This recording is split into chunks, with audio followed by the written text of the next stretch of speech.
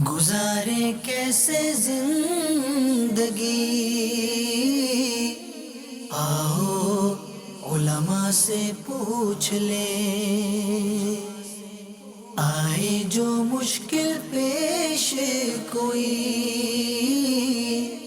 آؤ علماء سے پوچھ لیں۔ الحمدللہ رب العالمین والصلاة والسلام علی سید الانبیاء والمرسلین، اما بعد فاعوذ باللہ من الشیطان الرجیم، بسم اللہ الرحمن الرحیم۔ الصلاة والسلام علیک یا رسول اللہ، الصلاة والسلام علیک یا حبیب اللہ، الصلاة والسلام علیک یا نبی اللہ وعلی آلک و اصحابک یا نور اللہ۔ میٹھے میٹھے اسلامی بھائیوں، مدنی چینل کے ناظرین، دارالافتاء اہل سنت سلسلے کے ساتھ ایک مرتبہ پھر حاضر ہیں۔ آج کا جو موضوع ہے وہ ہے جماہی اور چھینک، جماہی اور چھینک۔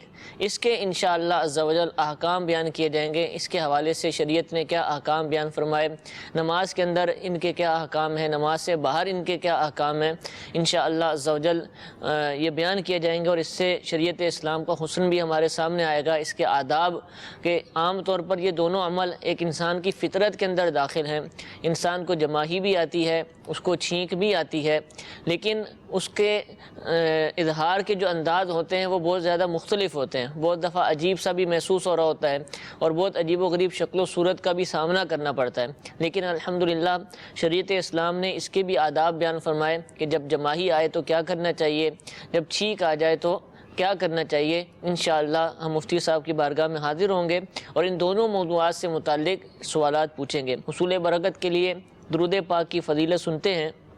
نبی کریم صلی اللہ تعالی علیہ وآلہ وسلم نے ارشاد فرمایا، مسلمان جب تک مجھ پر درود شریف پڑھتا رہتا ہے، فرشتے اس پر رحمتیں بھیجتے رہتے ہیں، اب بندے کی مرضی ہے کم پڑھے یا زیادہ۔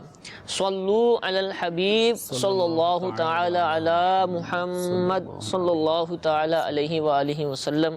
حضور آج بڑا انوکھا موضوع آپ لے کر تشریف لائے ہیں، جماہی اور چھینک۔ یہ دونوں لفظ اردو میں تو بولے جاتے ہیں، پنجابی کے بھی بہت سارے ہمارے ناظرین ہیں اور ان کے اندر مختلف الفاظ ہوتے ہیں، وہ بھی بتا دیجیے کہ کس کو ہم یہ جماہی اور چھینک کہہ رہے ہیں اور یہ آتے کیوں ہیں، یہ اس کے طبعی طور پر اس کے کیا صورت ہوتی ہے۔ الحمدللہ رب العالمین والصلاة والسلام علی سید الانبیاء والمرسلین۔ چھینک اس کو غالباً پنجابی زبان میں نچ کہا جاتا ہے، نچ ماری ہے اس نے، یعنی چھینک آئی یہ کہا جاتا ہے، اور جماہی اس کو عام اردو زبان میں عوام اباسی باسی لینا بھی کہتے ہیں، منہ کھول دیا جاتا ہے جی۔ لیکن ہماری یہ اردو زبان جو کتابی اردو ہے اس کے اندر اباسی کے الفاظ نہیں لکھے جاتے، اس میں جماہی کے الفاظ لکھے جاتے ہیں، جس میں آدمی ایک گہرا سانس جو ہے نا وہ اندر کی طرف کھینچ رہا ہوتا ہے منہ کھول کر، عام طور پر نیند جب آ رہی ہوتی ہے، نیند غفلت جب آ رہی ہوتی ہے، تو اس وقت یہ جو کیفیت ہوتی ہے، تو اس کیفیت میں منہ کھلتا ہے اور بہت زیادہ ہوا کا ایک پریشر انسان جو ہے وہ اپنے اندر ہوا لے رہا ہوتا ہے، ٹھیک ہے، تو اس کو جماہی کہتے ہیں۔ اور چھینک یہ ہے کہ دماغ میں ایک ایئر ہوا وہ دماغ کی طرف پیدا ہو جاتی ہے اور وہ نکلتی نہیں ہے، ٹھیک ہے، اس نکلنے کے لیے اللہ تبارک و تعالیٰ نے یہ چھینک پیدا فرمائی ہے کہ چھینک کے ذریعے پریشر سے انسان کی جو ناک کے ذریعے منہ سے ایک ہوا نکلتی ہے، تو اس پریشر میں وہ دماغ میں اٹکی ہوئی رکی ہوئی وہ گیس وہ ایئر وہ بھی نکل جاتی ہے، ٹھیک ہے، اس کا نہ نکلنا یہ انسان کے لیے خطرناک ثابت ہو سکتا ہے، تو اللہ تبارک و تعالیٰ نے چھینک کو یوں پیدا فرمایا ہے اور یہ ہمارے لیے بہت مفید ہے، ماشاءاللہ۔ اور حدیث مبارکہ میں نبی کریم صلی اللہ تعالیٰ علیہ وسلم نے ارشاد فرمایا، بخاری شریف میں حضرت ابو ہریرہ رضی اللہ تعالیٰ عنہ اس کے راوی ہیں، کہ اللہ تبارک و تعالیٰ کو چھینک پسند ہے، ٹھیک ہے، یعنی چھینک کا جو ایک عمل ہے اس کے ذریعے جو انسان کو فائدہ ہوتا ہے، تو اللہ تبارک و تعالیٰ کو چھینک پسند ہے اور جماہی ناپسند ہے۔ صحیح۔ پھر فرمایا گیا کہ جب کسی شخص کو چھینک آئے اور وہ الحمدللہ کہے تو جو مسلمان اس کو سنے اس پر حق ہے کہ یرحمک اللہ کہے۔ پھر آگے فرمایا کہ جماہی شیطان کی طرف سے ہیں، تو جب کسی کو جماہی آئے تو جہاں تک ہو سکے اسے دفع کرنا چاہیے، روکنا چاہیے، ٹھیک ہے۔ کیونکہ جب جماہی انسان لیتا ہے تو شیطان ہنستا ہے۔ اس کی وجہ صدر الشریعہ بدر الطریقہ علیہ رحمہ بہار شریعت میں اس کی وضاحت کرتے ہوئے فرماتے ہیں، یعنی شیطان خوش ہوتا ہے کہ کیونکہ یہ غفلت، کسل، کوتاہی اس کی ایک علامت ہے ٹھیک ہے، کہ جب جماہی انسان کو آ رہی ہوتی ہے تو بہت زیادہ سستی کا سمجھو وہ اظہار ہو رہا ہوتا ہے، تو یہ چیز شیطان کو پسند ہے کہ مسلمان میں سستی، غفلت پائی جائے۔ ٹھیک ہے، تو جماہی چونکہ غفلت کی، سستی، کاہلی کی ایک علامت ہے، تو شیطان اس پر خوش ہوتا ہے۔ اور فرمایا گیا روایت میں کہ جب انسان ہا کہتا ہے، جماہی کے اندر ہا ہا کی آوازیں بہت زیادہ نکالتے ہیں لوگ، تو جب اس طرح جماہی لینے والا آواز سے ہا کی آواز نکالتا ہے تو اس پر شیطان ہنستا ہے۔ صحیح، تو اس حوالے سے جماہی لینے کے حوالے سے احادیث مبارکہ میں جب کسی کو جماہی آئے تو اس کو کیا کرنا چاہیے، چھینک آئے تو اس کو کیا کرنا چاہیے، تو اس حوالے سے ہمیں تعلیم فرمائی گئی ہے، جیسے کہ نبی کریم صلی اللہ تعالیٰ علیہ وآلہ وسلم کا اپنا یہ عمل بھی ہے کہ جب آپ صلی اللہ تعالیٰ علیہ وآلہ وسلم کو چھینک آتی، سبحان اللہ، تو چونکہ یہ ایک انسانی تقاضا ہے طبیعت کا چھینک آنا، تو نبی کریم صلی اللہ تعالیٰ علیہ وسلم کو جب چھینک آتی تو آپ صلی اللہ تعالیٰ علیہ وآلہ وسلم اپنے منہ کو، دہن شریف کو اپنے ہاتھ سے یا کپڑے سے چھپا لیتے ہیں، ٹھیک ہے، جیسے یوں اب کر لیا جاتا ہے عام طور پر ہاتھ لوگ سے کرتے چھپا لیتے ہیں یا کپڑے سے، رومال سے، چادر سے اس طرح چھپا لیتے ہیں، اور آواز کو پست رکھتے تھے۔ ہیں، ہلکا کرتے ہیں، چھینک اگرچہ اللہ تبارک و تعالیٰ کو پسند ہے، ٹھیک ہے، لیکن اس کے اندر جو آواز اونچی کرنا، دراز کرنا، یہ شیطان کو پسند ہے۔ اچھا، تو نبی کریم صلی اللہ تعالیٰ علیہ وآلہ وسلم فرماتے ہیں، بیہقی شریف کی یہ روایت ہے کہ جب کسی کو ڈکار یا چھینک آئے تو آواز کو بلند نہ کرے، ٹھیک ہے، کہ ان چیزوں میں آواز کا بلند ہونا شیطان کو پسند ہے۔ ٹھیک ہے، تو چھینک آ رہی ہے تو چھینک آنے کی صورت میں بھی آواز کو جس قدر ہو پست کریں۔ لوگ تو چھینک کی آواز بھی نکال رہے ہوتے ہیں اور اپنے حلق سے بھی اور اس کے ساتھ چھینکیں بھی لگا رہے چھینک ہوتے کے ہیں۔ بعد مزید ایک فرحت کا جیسے بہت بڑا پہاڑ انہوں نے کھود دیا ہے، بہت فتح حاصل کر لی ہے، تو چھینک بالکل حتی الامکان اس میں آواز کو بالکل مدھم رکھا جائے۔ اس کا طریقہ یہی کہ کپڑا جو سرکار صلی اللہ تعالیٰ علیہ وسلم نے چھینک کی آواز میں اپنے چادر کا، کپڑے کا، ہاتھ کا استعمال فرمایا، تو منہ چھپا لیتے ہیں، تو منہ چھپا لینے سے کافی حد تک آواز کنٹرول میں آ سکتی ہے۔ اور الحمدللہ امیر اہل سنت دامت برکاتہم العالیہ کی صحبت میں کبھی یوں بیٹھنے کا موقع ہوا اور چھینک آئی، ٹھیک ہے، تو امیر اہل سنت دامت برکاتہم العالیہ کی چھینک کی آواز اتنی آہستہ سنائی دیتی ہے، یعنی وہ کنٹرول کرتے ہیں، کیونکہ سنت سے نبی کریم صلی اللہ تعالیٰ علیہ وآلہ وسلم کے عمل سے ثابت ہے کہ آپ کپڑا رکھ لیتے، ہاتھ سے منہ چھپا لیتے، تو یوں اس سنت پہ نبی کریم صلی اللہ تعالیٰ علیہ وسلم کی امیر اہل سنت کو عمل کرتا ہوا دیکھا بھی ہے کہ بہت ہی آواز آہستہ چھینک کے رکھتے ہیں۔ یہ کنٹرول کرنے سے ہو گیا۔ ٹھیک ہے، اگر کسی کا ذہن ہی نہیں ہے تو وہ دیکھے گا کہ دن بدن اس کی چھینک کی آواز بڑھتی چلے جائے گی۔ صحیح، اور بعض اوقات مرد تو مرد، خواتین بھی چھینک کی آواز اتنی زور سے لیتی ہیں کہ شاید کافی دور تک ان کی آواز پہنچتی ہے۔ پھر دوسرا یہ کہ کپڑا لینے کا، منہ چھپانے کا ایک فائدہ یہ ہے کہ عام طور پہ جب کسی کو چھینک آنے والی ہوتی ہے تو آنے سے پہلے ایک عجیب سی کیفیت ہوتی ہے، اس کیفیت میں آدمی کا، انسان کا یہ منہ تھوڑا عجیب و غریب اس میں نقش و نگار بن رہے ہوتے ہیں، تو آدمی اگر یہ دیکھے کہ کوئی اسے دیکھ رہا ہے تو وہ شرما جاتا ہے۔ صحیح، تو ایسے موقع پہ وہ کوشش بھی انسان کرتا ہے کہ چھپ کر، سر جھکا کر ہی چھینک لے، تاکہ اس کے چہرے کی جو بدنمائی ہے چھینک لینے کے وقت میں تو وہ دوسرے پہ ظاہر نہ ہو۔ پھر دوسرا یہ ہے کہ چھینک کے وقت بس اوقات کچھ تھوک بھی نکل آتا ہے، تو یہ بھی اچھا، یہ ناک سے بھی رطوبت، تو یہ عموماً وہ افراد جو شاید جن کے ساتھ ایسا ہوتا ہو یا کسی محفل میں، تقریب میں ان کے پاس کوئی رومال نہیں تھا اور ایسا ہو گیا تو شاید ان کو ہنسی بھی آ رہی ہو کہ یہ کیا کہا جا رہا ہے، تو چونکہ ایسا ہوتا ہے تو ایسے موقع پہ کوئی رومال، کوئی چادر یا ہاتھ کا استعمال کر کے کم از کم اپنے سر کو جھکا لیا جائے، ہاتھ تو رکھ اس لیے سے یہ جائے. کہ کافی حد تک دوسرے کو بھی اس کی تکلیف نہیں پہنچے گی. ٹھیک ہے، اور یہ ہے کہ ایک ادب بھی یہی ہے. ٹھیک اور ہے، جماہی ہے تو جماہی لینے کے اندر بھی طریقہ یہی ہے کہ حتی الامکان اس کو روکا جائے. صحیح. روکنے کا ایک طریقہ، چھینک کو روکا تو نہیں جائے گا نا؟ چھینک کو روکنا نہیں چاہیے، نقصان دہ ہے یہ، اس کو روکنا نقصان اس دہ کی ہے. بس آواز ہلکی کرنی ہاں، ہے. آواز کو کنٹرول میں رکھنا ہے. ٹھیک ہے، اب کوئی ناک بند نہ کرے چھینک لیتے وقت، ناک کو بند نہیں کرنا، منہ کو بند نہیں کرنا، ورنہ شاید نقصان کچھ اور ہو سکتا ہے، صحیح صحیح، کیونکہ ہوا کا نکلنا اس کو ضروری ہے. نکالنا ضروری ہے. لیکن آواز کو کنٹرول میں رکھے، تھوڑا کپڑا منہ کے قریب رکھ لے، ناک اور منہ بند نہ کرے. صحیح صحیح، رہا معاملہ جماہی کا، تو جماہی کے اندر اس کے روکنے کا حکم ہے کہ حتی الامکان اس کو روکا جائے، دفع کیا جائے. تو اس کا ایک طریقہ یہ ہے کہ اوپر کے دانتوں سے نچلے ہونٹ کو دبا دیا جائے. صحیح. اس طرح دبانے سے بھی کافی حد تک جماہی کنٹرول میں آ سکتی ہے.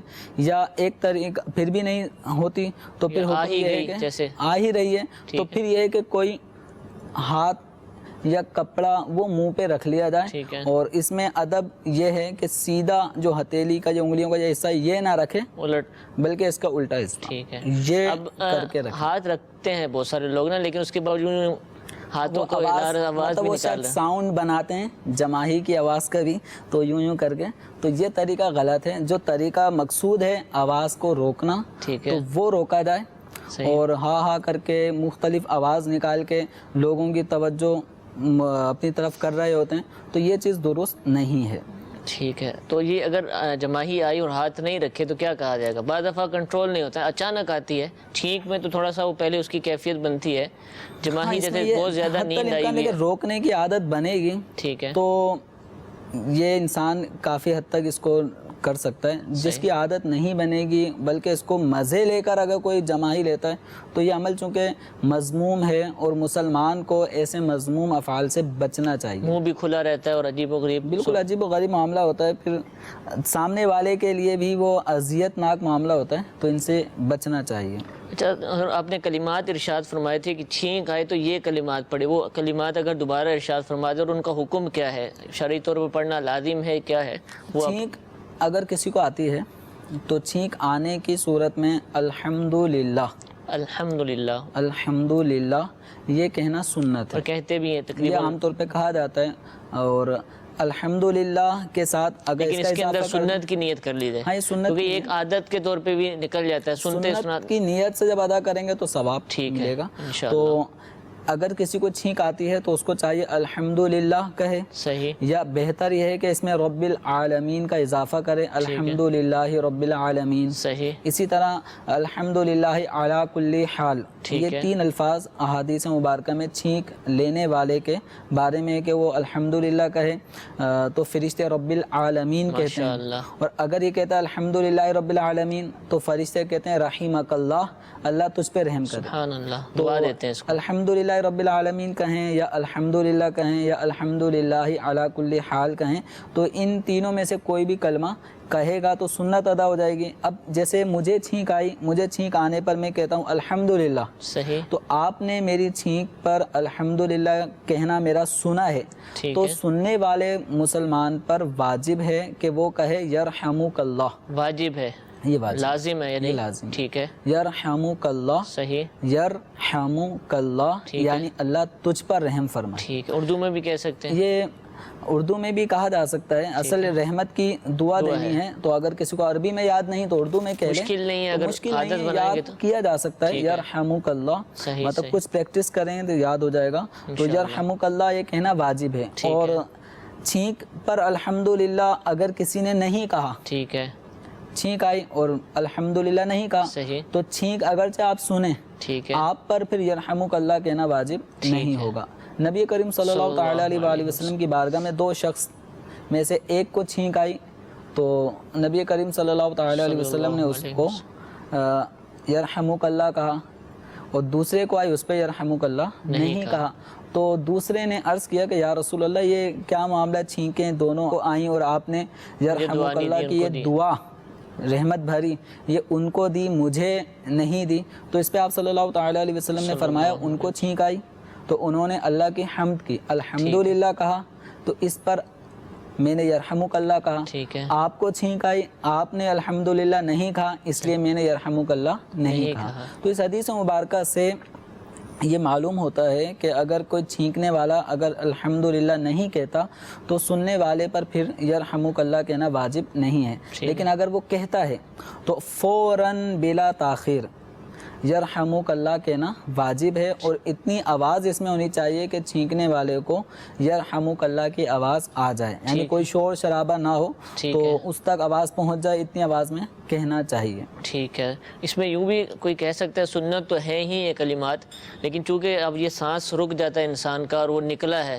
تو گویا کہ اب اس کا سانس بند ہوتے ہوتے بچائے شکرانے کے طور پر یہ کلمات کہہ رہے ہیں. یوں بھی کہ چھینکنے کی صورت میں جو ایک تکلیف تھی, اگر یہ ہوا جو دماغ میں آئی تھی وہ رک جاتی تو وہ مضر ہوتی, تو وہ اس پریشر کے ذریعے نکل گئی, تو اس پہ اللہ تبارک و تعالیٰ کی وہ حمد بجا لائے. حمد کا معنی اللہ تعالیٰ کی تعریف ہے, تو اللہ تعالیٰ کی اس بات پہ تعریف کرے کہ اس نے اس ہوا کے دماغ میں بسے یا ٹھہرے رہنے کے ضرر سے اس کو بچا دیا. تو یوں بھی اللہ تعالیٰ کے لیے حمد کریں. عام طور پہ لوگ شکر الحمدللہ بھی کہتے ہیں, تو یہ بھی ٹھیک ہے. الحمدللہ اللہ تعالیٰ کی تعریف کے کلمات اس میں کہنے چاہیے. ٹھیک ہے, جزاک اللہ. مزید بھی سوالات ہمارے پاس موجود ہیں, کچھ کالز شامل ہیں, سلسلہ کرتے ہیں. جی کال سنائیے. السلام علیکم ورحمۃ اللہ وبرکاتہ. وعلیکم السلام ورحمۃ اللہ وبرکاتہ.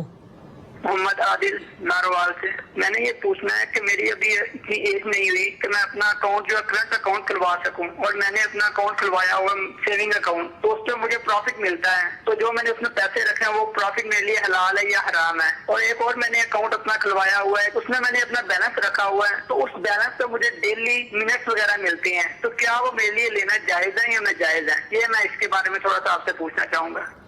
جی انشاءاللہ عرض کریں گے. ایک اور کال سنائیے. السلام علیکم ورحمۃ اللہ وبرکاتہ. وعلیکم السلام ورحمۃ اللہ وبرکاتہ. آپ سے یہ پوچھنا تھا کہ نماز سے پہلے گھر میں سنتے پڑھ کے مسجد میں فرض پڑھنے کے لیے جانا کیسا ہے؟ جی انشاءاللہ عرض کرتے ہیں. ایک اور کال سنائیے. السلام علیکم ورحمۃ اللہ وبرکاتہ. وعلیکم السلام ورحمۃ اللہ وبرکاتہ. میں حاصل پور ضلع بہاولپور منڈیچھونا والے سے بول رہا ہوں. میں نے یہ پوچھنا تھا کہ جو انسان فوت ہو جاتا ہے اکثر اوقات لوگ ان کی پکچر جو ہے وہ فیس بک پہ ڈال دیتے ہیں, جائز ہے یا نہیں؟ جی انشاءاللہ یہ بھی عرض کرتے ہیں. عادل بھائی نارووال سے پوچھ رہے ہیں کہ سیونگ نہیں ہے, کرنٹ اکاؤنٹ نہیں کھلوایا, سیونگ اکاؤنٹ کھلوایا تاکہ کچھ فائدہ حاصل ہو, تو اب اس اکاؤنٹس کے اندر جو رقم ہے اس پر نفع ملتا ہے, تو کیا یہ نفع لینا جائز ہے؟ اسی طرح ایک اور اکاؤنٹ ہے, اس پر اس کو ڈیلی منٹ ملتے ہیں, شاید کوئی موبائل کمپنی میں اکاؤنٹ کھلوایا ہوا ہے, تو کیا وہ منٹ بھی لینا جائز ہے؟ سیونگ اکاؤنٹ یہ عام طور پہ سودی ہی اکاؤنٹ ہوتا ہے. اس کے اندر رقم آپ کی جو بینک کے پاس ہے وہ قرض ہے, سیدھا یہ قرض ہے, تو قرض پہ پھر یہ منتھلی نفع دیا جاتا ہے, تو یہ سودی اکاؤنٹ ہے, اس کا کھلوانا جائز نہیں ہے. اور جو اصل رقم پر جو رقم انٹرسٹ کے نام پہ جمع ہو چکی ہے تو اس کا استعمال بھی ان کے لیے جائز نہیں ہے, یہ صرف اپنی اصل رقم ہی لے سکتے ہیں. تو اپنے سیونگ اکاؤنٹ کو کرنٹ اکاؤنٹ میں تبدیل کیا جا سکتا ہے, تو اپنے اکاؤنٹ کو تبدیل کریں, اور جتنی اصل رقم تھی اتنی ہی رقم اپنے کرنٹ اکاؤنٹ میں ڈلوائیں. ٹھیک ہے. جو اضافی رقم اگر یہ لیتے رہے ہیں تو اس پہ توبہ کریں کہ سود کھانے کا یہاں پر گناہ ملے گا. ٹھیک ہے. اور دوسرا یہ کہ موبائل بعض کمپنیوں میں جو کچھ اماؤنٹ مخصوص مقدار میں رکھی جاتی ہے, تو جیسے 2000 روپے 1000 روپے, تو اس حساب سے پھر وہ کچھ 60 منٹ اور 1000 پہ غالباً 30 منٹ, اسی طرح کچھ MBs SMS وغیرہ وہ فری دیتے ہیں اس رقم کے بہاف پہ. تو یہ جو رقم ان کے پاس ان کے اکاؤنٹ میں ہوتی ہے تو وہ بھی قرض ہے. صحیح. وہ قرض پہ یہ نفع ہے, جو فری منٹس مل رہے ہیں یا فری MBs نیٹ استعمال کرنے کو مل رہا ہے یا SMS کرنے کی سہولت مل رہی ہے, تو یہ اس پر نفع ہے. تو نفع کا پیسوں ہی کی صورت میں حاصل ہونا یہ سود نہیں ہوتا. ٹھیک ہے. نفع چاہے اس طرح موبائل کا جو استعمال ہے, اس میں کالز وغیرہ کی سہولت, میسیجز کی سہولت یا انٹرنیٹ استعمال کرنے کی سہولت مل رہی ہے, یہ بھی اسی 1000 2000 یا جتنی بھی اماؤنٹ جو موبائل کمپنیوں نے خاص کی ہے اتنی رقم پہ رکھنے پہ جو بینیفٹس ہیں وہ سودی نفع ہے, اس کی اجازت نہیں ہے. ٹھیک ہے. نماز سے پہلے جو سنتیں ہیں وہ گھر سے پڑھ کر جا سکتے ہیں مسجد میں؟ بہتر یہی ہے کہ سنتیں گھر میں پڑھی جائیں, سنت قبلیہ صحیح. ایسے ہی سنت بعدیہ، ٹھیک ہے. فرض سے پہلے کی جو سنتیں ہوتی ہیں ان کو سنت قبلیہ کہتے ہیں، اور بعد میں جو سنتیں ہوتی ہیں ان کو سنت بعدیہ کہا جاتا ہے. تو ان کا گھر میں پڑھنا یہ بہتر ہے. صحیح. لیکن اس صورت میں ہے کہ آپ سنتیں پڑھ کے ڈائریکٹ فرض، یعنی گھر میں سنت پڑھ کے بغیر کسی کام کاج میں مصروف ہوئے ڈائریکٹ فرض نماز میں شامل ہو جائیں مسجد میں جا کر، اور ایسی مسجد میں فرض نماز ادا کرنے کے بعد آپ گھر آئیں بغیر کسی کام کاج میں مصروف ہوئے، آپ آتے ہی سنتیں ادا کریں. تو یہ جو استحباب ہے یہ اس صورت میں ہے. لیکن اگر سنتیں پڑھنے کے بعد بات چیت کرنے میں مصروف ہوں گے، پھر فرض نماز میں شرکت ہوگی، یا فرض نماز میں کی ادائیگی کرنے کے بعد گھر آ رہے ہیں، آتے آتے لوگوں سے ملتے ملاتے سودا سلف لاتے، پھر گھر میں آ کے وہ سنتیں پڑھیں گے، تو سنتوں کا فرض کے ساتھ متصل ہونا یہ افضل ہے. ٹھیک ہے. اس صورت میں اگر گیپ آئے گا تو ثواب میں کمی آتی ہے. تو اگر کسی کو لگتا ہے کہ میں یوں سنت اور فرض کے درمیان یوں اتصال نہیں کر پاؤں گا بلکہ اجنبی کاموں میں مصروف رہوں گا، تو اس کو چاہیے کہ مسجد میں بھی پڑھ لیں تاکہ وہ اتصال برقرار رہے. اور بالخصوص فرض نماز ادا کرنے کے بعد جو سنتیں پڑھی جاتی ہیں تو ان کو اگر گھر پہ پڑھیں گے تو اس میں عام طور پہ چونکہ نماز پڑھ لی اب وہ بات چیت کرنے کا سلسلہ ہو جاتا ہے. تو ایسے میں اگر کسی کو یہ خدشہ ہے کہ میں آتے ہی فوراً نہیں پڑھ پاؤں گا تو اس کو چاہیے کہ وہ مسجد ہی میں ادا کر لے. ٹھیک ہے. کوئی انسان فوت ہو جائے تو اب اس کی تصویر کسی سوشل میڈیا کے کسی بھی ویب سائٹ کے اوپر چڑھانا، انٹرنیٹ پر چڑھا دینا، کیا یہ جائز ہے؟ دیکھیں اگر فوت شدہ آدمی ہے تو فوت شدہ آدمی کی تصویر، چونکہ یہ جو سوشل میڈیا پہ جو کچھ بھی ہے تو ڈیجیٹل انداز میں ہوتی ہے تصاویر. جیسے مدنی چینل ہے تو اس پہ کوئی تصویر اسکرین پہ چھپتی نہیں ہے. صحیح. جب چھپتی نہیں ہے تو یوں اپنے زندہ آدمی ہو یا فوت شدہ آدمی ہو اس کی تصویر کو یوں اپلوڈ کر دینا تو یہ جائز ہے. لیکن اس میں ایسی تصویر شیئر نہ کی جائیں کہ جس میں شرعی ممانعت ہو. جیسے اب کوئی خاتون فوت ہو گئیں، اب ان کی تصویر شیئر کر رہے ہیں، تو اگر وہ تصویر ایسی ہے جو جاذب نظر ہو، لوگوں کو بدنگاہی فراہم کر رہی ہو، تو چاہے وہ زندہ ہو عورت یا فوت شدہ ہو، ایسی عورت کی تصویر شیئر نہیں کرنی چاہیے. کہ خواتین کے چہرے کو شریعت مطہرہ نے چھپانے کا حکم دیا ہے کہ عورت کو اجنبی مرد کے سامنے اگر آنا ہو تو اس کو حکم ہے کہ وہ چہرہ چھپائے. تو اب اگر وہ فوت ہو چکی ہے خاتون تو زندہ ہو یا مردہ ہو خواتین کی تصاویر وغیرہ شیئر نہیں کرنی چاہیے. ٹھیک ہے، جزاک اللہ. جماہی اور چھینک سے متعلق سوالات شامل تھے. نماز کے اندر اگر چھینک آ جاتی ہے، اب چھینک کے آپ نے آداب بتائے کہ اس کو پست کرے، سر جھکا لے، کپڑا رکھ لے، رومال رکھ لے. اب نماز کے اندر آ گئی اور نماز میں بھی آتی ہے چھینک باتوں کا، تو کیا کرے اس وقت، کیا احکام ہے؟ لیکن نماز کے اندر چھینک آ رہی ہے تو اس میں اس کو روکے نہیں. ٹھیک ہے. آواز کو پست کرے. ٹھیک ہے. تو اس کا ایک طریقہ یہ کہ ہاتھ وغیرہ کے ذریعے سے وہ اپنے منہ کو چھپائے تاکہ آواز کم سے کم نکلے. ٹھیک ہے. یہی حال جماہی کا ہے کہ جماہی آتی ہے تو اس صورت میں بھی اپنی آواز کو کنٹرول کرے، منہ کو امکان بند رکھے. جو طریقہ ہے کہ ہونٹ، نچلا ہونٹ اوپر کے دانتوں میں لے کر دبا دے. ایک طریقہ پھر یہ ہے کہ اگر اس سے نہیں دبتی تو اپنے ہاتھ سے کر لے. اور نماز کے اندر اگر قیام کی حالت ہے تو قیام کی حالت میں سیدھے ہاتھ کا استعمال کرے. صحیح. نماز کی حالت میں اگر قیام کر رہا ہے تو اگر جماہی کے لیے ہاتھ استعمال کرنا پڑے روکنے کے لیے تو سیدھے ہاتھ کو اس کی پشت کو منہ پہ رکھے.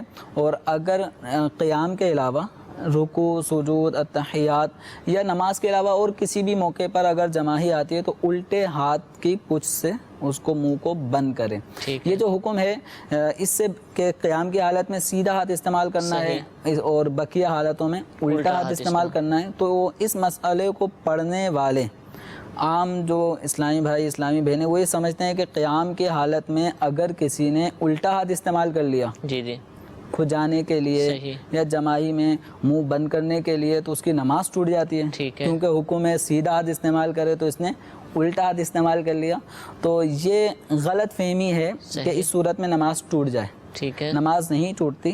اصل مسئلہ یہ ہے کہ جب کسی آدمی کو نماز کی حالت میں اپنے ہاتھوں کا استعمال کرنے کی ضرورت پڑ رہی ہو تو حتی الامکان ضبط کرے. ضبط کرنا مشکل ہو جائے جیسے جماعی کی صورت میں وہ نہیں ضبط کر پا رہا تو ہاتھ استعمال ہی کرنا پڑ رہا ہے. تو اب یہاں یہ ہے کہ سیدھے ہاتھ کا الٹے ہاتھ کی پشت پر رکھا ہونا سنت ہے. صحیح. ایک سنت یہ ہے. اور الٹے ہاتھ کا مرد کے لیے ناف کے نیچے رکھا ہونا ضروری ہے. تو الٹے ہاتھ کا پیٹ پر ہونا سنت اور سیدھے ہاتھ کا الٹے ہاتھ کی پشت پہ رکھا ہونا سنت.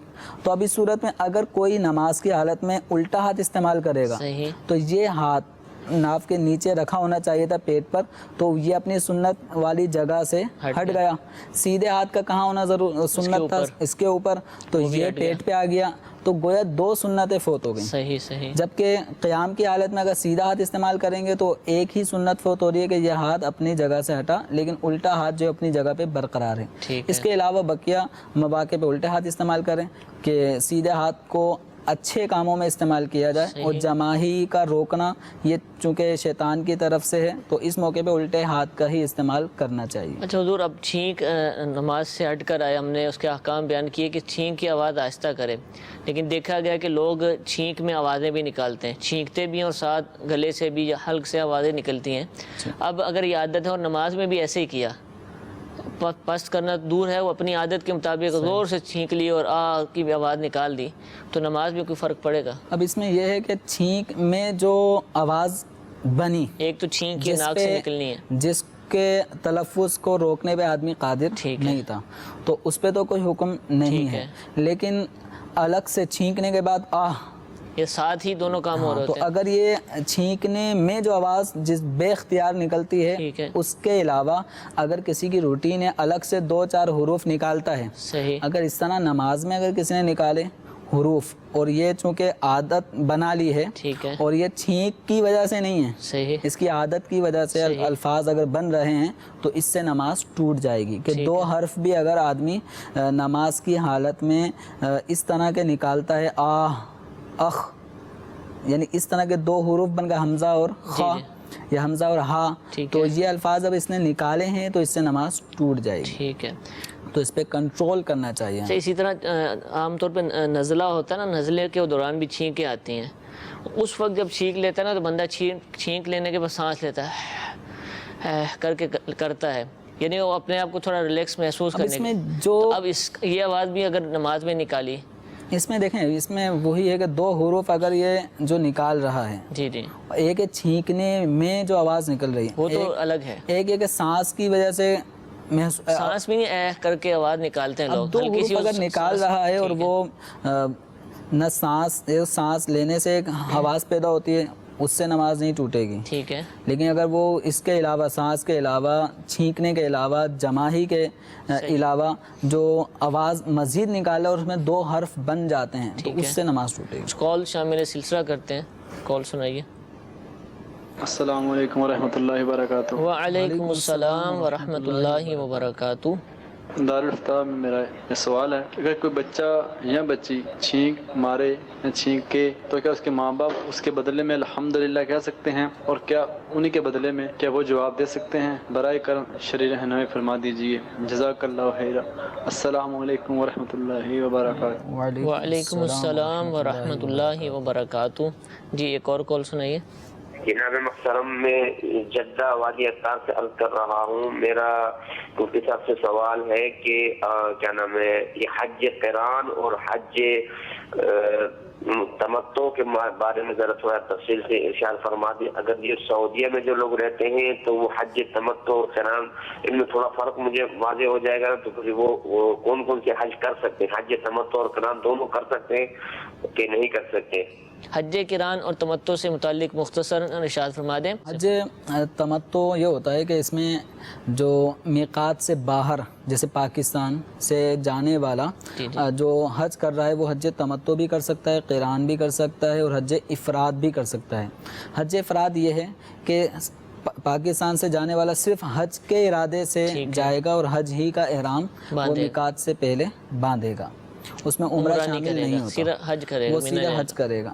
اور حج تمتع یہ ہوتا ہے کہ ابتداً پاکستان سے جانے والا مثال کے طور پہ تو یہ میقات سے پہلے جو احرام باندھے گا یہ احرام عمرے کی نیت سے باندھے گا.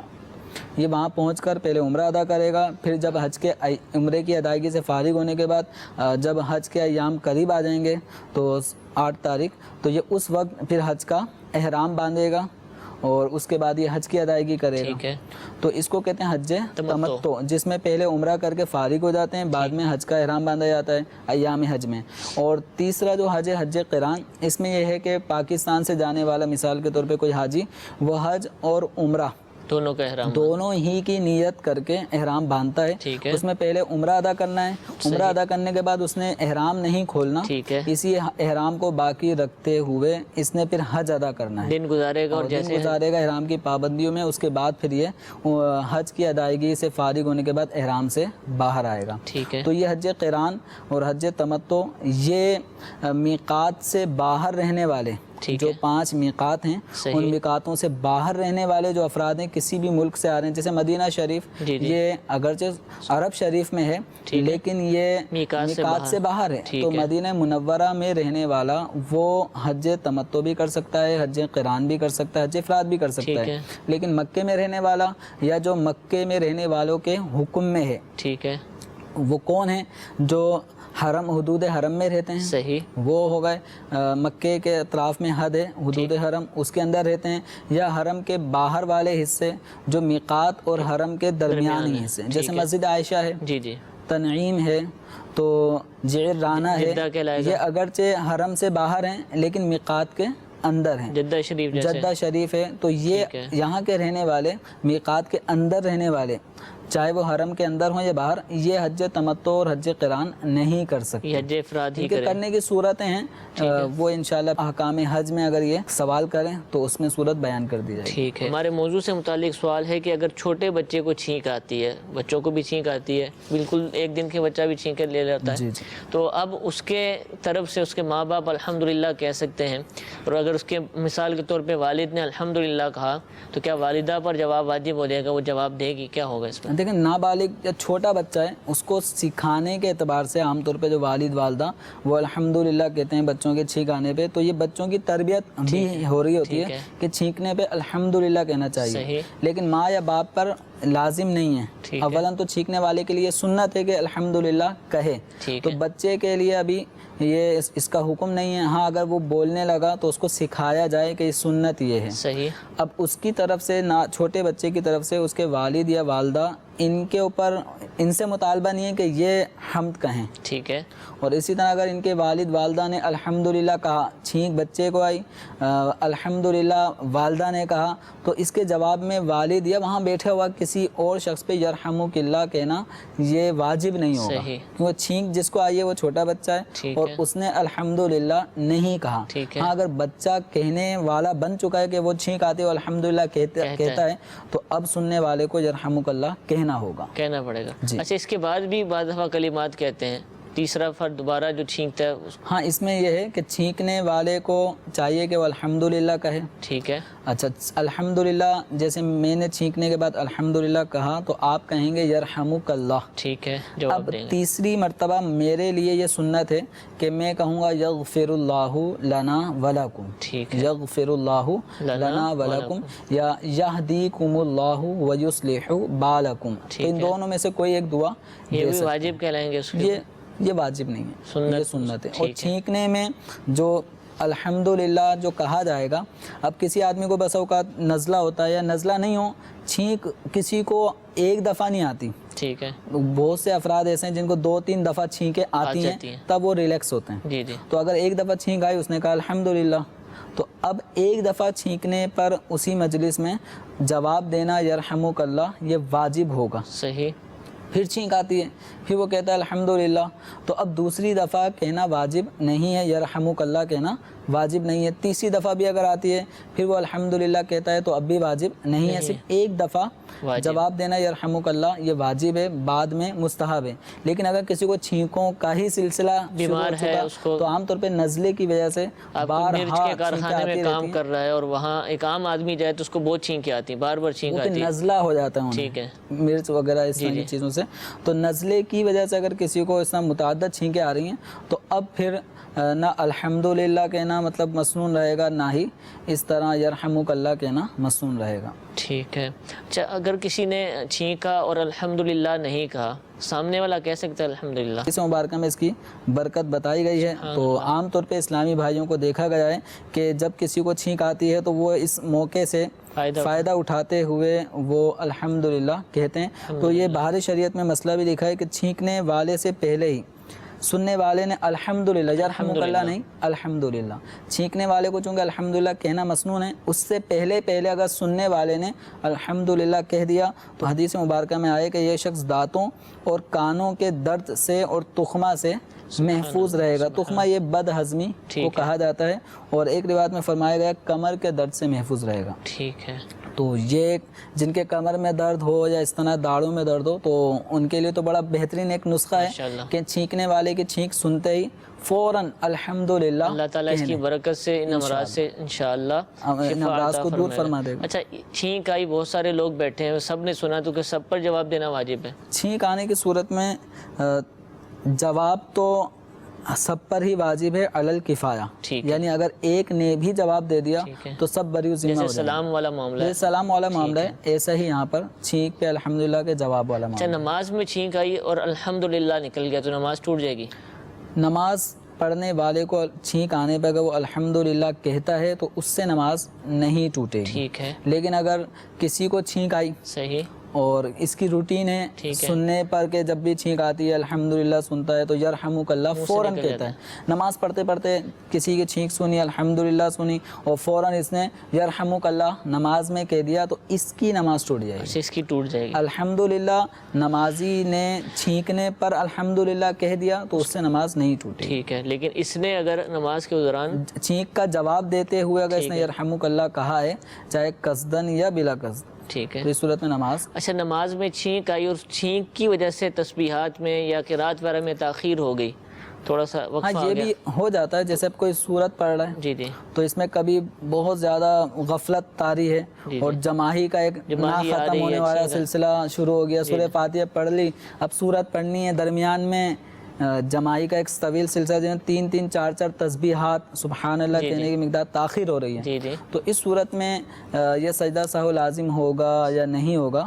تو اس حوالے سے اعلیٰ حضرت رحمۃ اللہ علیہ کے فتاویٰ سے یہ بات فتوے میں موجود ہے کہ اس طرح کی چیز جس کے روکنے پہ آدمی قادر نہیں ہوتا، کھانسی کا سلسلہ نہ ختم ہونے والا، بس اوقات کھانسی دھانس اٹھ جانا جس کو کہتے ہیں، وہ کھانسنے کا سلسلہ چلتا جا رہا ہے، رک نہیں رہا، اس وجہ سے سورت پڑھنے میں تاخیر ہو رہی ہے، یا جماعی کی وجہ سے ہو رہی ہے، یا چھینکوں کا ایک نہ ختم ہونے والا سلسلہ، یا بس اوقات ہچکی کسی کو ہو جاتی ہے، اور ان کے روکنے پہ انسان قادر نہیں ہو رہا، اس کی وجہ سے اگر تاخیر ہو رہی ہے سورت اور سورہ فاتحہ کے درمیان تو سجدہ سہو لازم نہیں ہوگا۔ ٹھیک ہے، جزاک اللہ۔ میٹھے میٹھے اسلام بھائیو، ہمارے سلسلے کا وقت ختم ہوا۔ اللہ تعالیٰ ہم سب کو جو کچھ سنا اس کو یاد رکھنے، اس پر عمل کرنے، دوسروں کو سکھانے کی توفیق عطا فرمائے، آمین بجاہ النبی الامین۔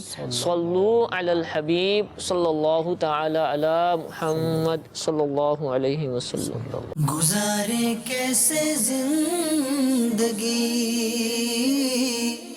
آؤ علماء سے پوچھ لیں، آئے جو مشکل پیش کوئی، آؤ علماء سے پوچھ لیں۔